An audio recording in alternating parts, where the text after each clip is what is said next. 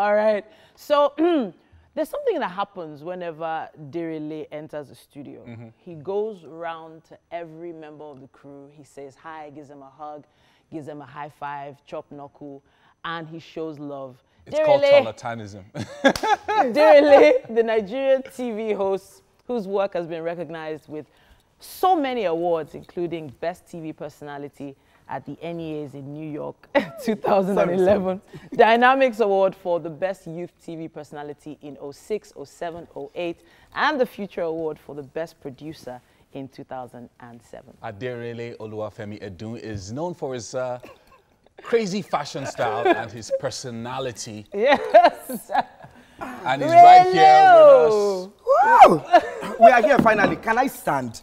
No, I can't stand because I'll be above. No. So we can lie. We have been given instructions to be very tame. To be tame? Yes, to calm down. No, there is nothing like tame. That we were given specific instructions. Who is specifying this?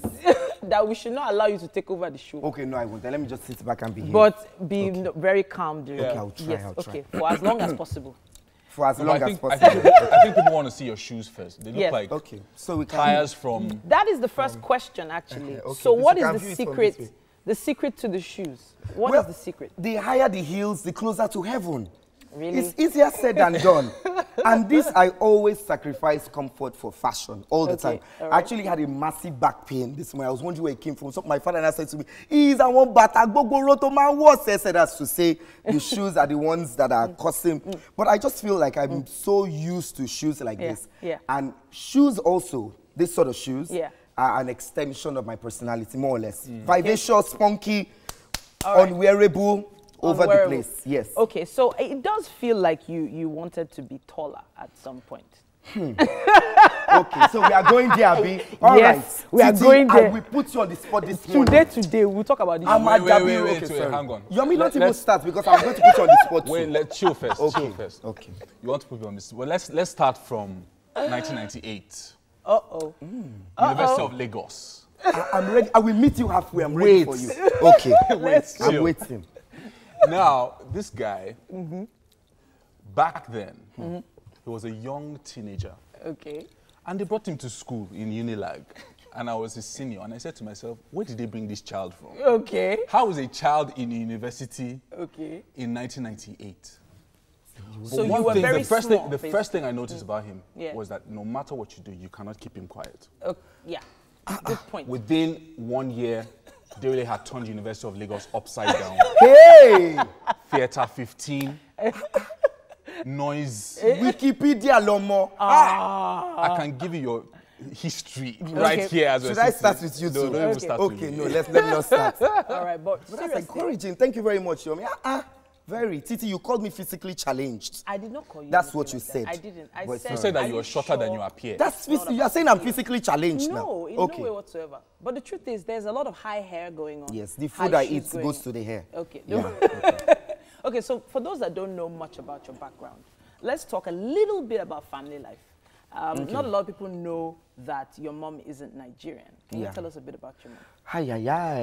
I think I'm nationality confused, as I always say, because my dad is Yoruba, Yunabe, Okotabo, Egba, Alake. I've never been there, though.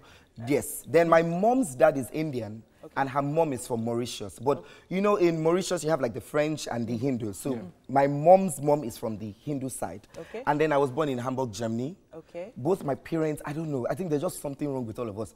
My dad escaped from his crazy family. My mom left her own family too, and then they just sort of met somewhere and then decided to conceive this specimen, you know, this abnormal human being. Okay. Yeah, so I was in Germany. We stayed in Hamburg, Germany for like the first 5 years before we came down to Nigeria. Right. And then the rest, as you all know, is history. But then what aspect of, you know, your parents do you actually hone in on? Because you must have learned all this from someone, from somewhere. That's a very good one.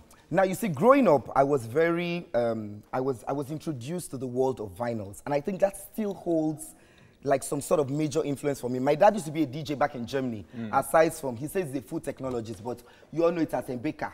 Daddy baker, they used to call him Baba Bread. Yeah, so he with all the DJing he used to do, he brought back all the vinyls. And then, you know, as a young kid, I would just ruffle through. I was just very inspired by the album arts, you know. And I used to play, I was obsessed with Boney M. If anyone knows Boney M, Daddy, cool. I was obsessed with that song. And then I'll have my father's oversized headphones, jumping on the bed, and then my grandma thought I was, you know, bonkers. And then also my mom, because she was a regular housewife, used to do a lot of reading. Titi, we come from that reading culture. And just out of boredom, I used to pick all the meals and bones at the age. So I was introduced to the world of passion. So I used to really love meals and bones and temptations. I think that sort of enhanced my vocab more or less, you know, and that I would say that was inspiring at some points, because I looked at the vinyls. I wanted to be an artist. I wanted to sing. I wanted to be expressive. I wanted to wear the Boney M and be Daddy and be bumping Daddy cool. Oh Lord Almighty! I thought I was the guy in Boney M. I was just thought I was that guy. All right, I love the fact that you touched on education. Nobody ever thinks of, sadly, education and Derele in the same sentence. They think fashion. They think energy. They think crazy. I want to learn a bit about your educational background, and then of course, if for instance you weren't an entertainer, what would you be doing? Perfect teacher all the way. You see, that teaching has been following me. When I got out of secondary school, I got out of secondary school in 1997. So I mean, I wasn't up to 16 to, you know, try and hustle into the university. So I took up a teaching job. I was a teacher for like a whole year, and I taught in a primary school. It was weird because the parents were very, you know, like, why is this Smalley, just as you say, who led this child into Unilag? So the parents were a bit, and you know, they had reservations about it.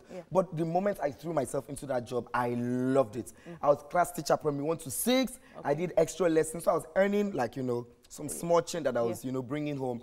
And then on the side, I was also on Kid Division 101, but I knew I was going to grow out of that show.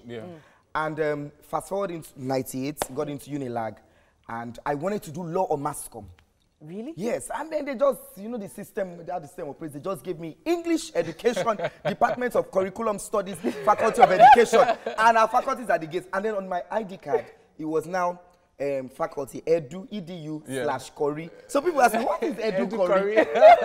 And we had so many engineers in my class. For a strange reason, you just never were where you were supposed to be near the gates. You know to where? Oh my God, you were always on the main campus. Yeah. But one of the things that I was really curious about, especially from the beginning, was you just went straight to the theater. It was almost like your 2 feet just took you there. That's what you were built for. And everybody thought that you were just going to be known as an actor. Even from a year or 2 after Unilag, we just are Derele the actor. And then suddenly you just began to exhibit all these other traits. You are coloring this very well, Yomi. This Akpola will land on your head this morning. Okay. All these other traits. And then, you know, you now became like a fashion icon suddenly. And then TV presenter suddenly. So a lot of the things that happened over the years, you know, maybe the next 5 years or so, where they look like incidentals. But for you, they were like planned. Can you tell us a little bit more about that? Somewhat. Because, you know, at that point, there was no social media, if I would, you know. I think our generation, we represent that generation that transitioned into, you know, social media. Yes. Well, we generation. We are the ones. No, I think, you're me. You are. Check understand. Okay. All right, so, you know, it was just, first one was coincidence. I was just walking around campus, you know, and then I had everyone asking me on campus every day, Unilag, are you a boy or a girl? And I'd be like, do you want to check? Do you want to check? I was tired of answering because, you know, they saw me on Kid Division 101 and they weren't sure where to place me. But I just ran into one of the rehearsals, you know, and I was watching from the side, and Kayode Peters, Biola Loba, amazing people came up to me and said, would you like to? I said, I wouldn't mind. And then my auditioning was like the horriblest ever. If there's a word like that, but I got in, and then he exposed me to the world of theater, stage, blockings, you know, dance and movement, and I was very intrigued. There was always that scramble for scripts, who would land that role, and I was not even slamming classes. I wasn't really going to classes like that, but then I studied myself, and you know, and then from then on, I now got into fashion, which was just by accident. Linda KG, who was like the hottest model there, I know, our good friend, just happened to go to Kesi Jabari's place. We went to another station for an interview. Yes, Emmanuel Ogoli's show. Yes, we've not called the name of the station. But we managed to go there. And then Sabina, Kesi Jabari's wife, just saw me and said, who's this cute little boy? I was just like, who is this mommy? What are you I said, Linda, bring him to the showroom. And then we got to the showroom. And then they were like, oh, yeah, we have a shoot. And then all the other male models were wondering what I was doing there because they were very nasty to me. They were all packed and they were buffed packed, and you know, everything. like the quintessential Nigerian model. Yeah. What is this one doing? So they were just, when we even got to Akodo Beach Resort for the shoot, Bayo Hasrop was the makeup artist. All the top models were there. One guy just came to, you know, you're not supposed to be here, so these clothes can't fit you, so just go and sit somewhere. Go by the water. I said, whoa. And then, you know, I went, sat down. Long story cut short, Kese Jabari came with clothes that he had made specially for me, because the clothes delayed him. Yeah. And the moment he gave them to me, what? I felt like I was on top of the world. Yeah. We did the shoot, so that now began, you know, the foray into modeling. Everything just happened somehow, somewhat accidentally, but I mean, I was able to piece everything together. But I knew I was still looking for something, a structure that was going to define all of these things I was doing, and that's how presenting came. Yes, sir. Yeah. Okay. So for those that don't know, I met Derele when I was still in secondary school. In QC, he came to perform on stage when I was still in uniform. I was still literally in uniform. Yes. Yeah. And I literally followed the whole troupe out of the hall that I want to act. I want to act. So just in case you didn't know, you're one of the reasons why I ever wanted to act, because of the way you performed. In secondary school, that's how far back. Why are you cycling Derele? I'm not cycling, I'm just telling you. He doesn't know this, he doesn't know this.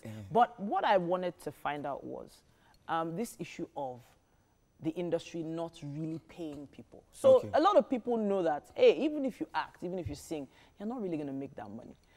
It probably took a long time for that to happen. Yeah. So, like, how long from passion to money? It took a long, long time. You know, I always ask people, how do you draw the line between arts for art's sake and making money? Ha! And you know, in an industry where money is the bottom line. But you know what, my people, they really was not built in a day, you know. And I tell people, I might appear disorganized, but there's logic behind my chaos. For me, I was more about the creatives, the artistic. I wanted my deliverables to be on point. So I got cheated a whole lot. I still have people owing me till date. We have agencies that will drop our pictures, and you know, but there is, now it's more refined. I still do everything myself because I grew up with the whole, I mean, that mindset of if you want to get anything done, do it yourself. I don't have any PR person. I don't have any assistant. I do every single thing myself. I'm not going to and I'm still trying to, you know, get in touch with that world. But overall, I mean, we need to get compensated for the things we do. There are people who just call in favors every single time. Like today. Yes, so, Titi. Oh. But then, I mean, you know, at the end of the day, it's the industry we're in. It's the industry we've come to love and we've come to understand. Bills need to be paid. But at the same time, I think I'm one of the few in the industry who's built an impressive database. Yeah. I can walk in anywhere and get anything done. My portfolio, I'm not boasting about this. It is, because I've done a lot of favors for too many people. Free shows. Am I still paying my dues? I don't know. No, you can't still be paying dues. But, you know, your personality is one of the things. It's effervescent, it's infectious. So, and I think that personality opens doors. So it's one of the things that we know you have going for you. Yeah. Now, I want you to give an advice to someone who's very young. Okay. And they're looking at you, they're like, look, I'm like this, but they're not allowing me. Because I know that for some time, it would have been tough growing up and, you know, engaging with other people and all of that. So what do you want to say to someone like that? Well, again, aside from transitioning into social media, the advent of social media, you know, the progress was slightly slow, you know, and we had to work twice as hard. And, you know, with all the negative criticism I got, I mean, now you have faceless identities talking all the, you know, something and bull that they want to talk to you. But mine was confrontational. People walk up to me on the streets and insult me. Like, you know, I had it really hot. So when I look now, when people say things to me on social media, I'm like, oh, well, you don't know where you're coming from. But quickly back to the question you said. Yes, I want to stop you. I have to stop you. You are coming back to Derele in just a bit. Where are we going? We are coming back to Derele. Can we eat Beyonce's food now? We have a Nigerian creative industry. And it's benefited immensely from the contribution of foreign nationals. One of them is Professor J. Borgati of University of Benin, Edo State of South Nigeria. In a chat with Ozzy Okoli, the Great, she reveals her interest in Nigerian and African education. Really?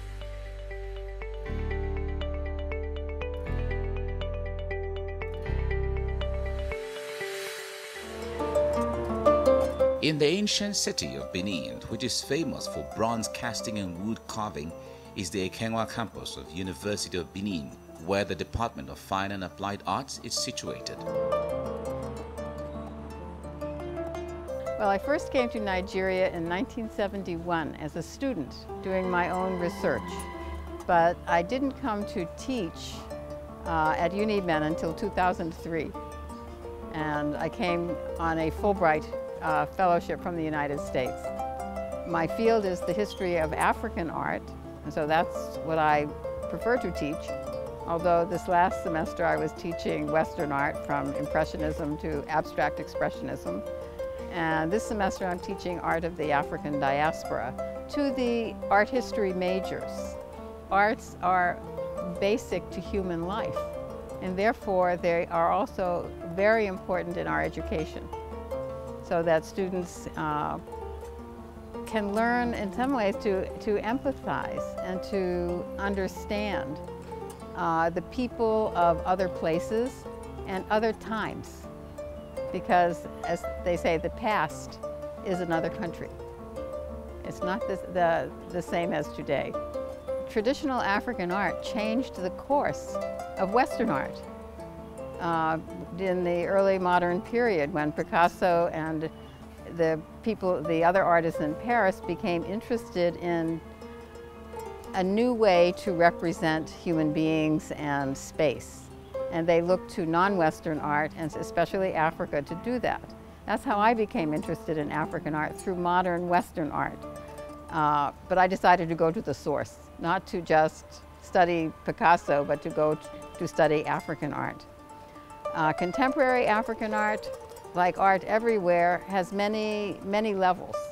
There are people who are successful locally, but not internationally.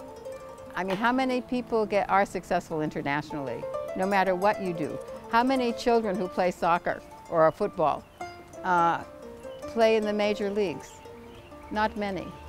And that's also true of artists. There are many good artists, but they aren't necessarily internationally famous. But they do well at home. But there are also Nigerian artists, for example, since we are in Nigeria, not just as well as other artists from other African countries who are highly respected on the international art scene. So African art has its place as a major world tradition, whether it's traditional or whether it's contemporary. The department's academic program is designed to cater for diverse academic and creative interests of students and to prepare them for various professional and administrative job opportunities.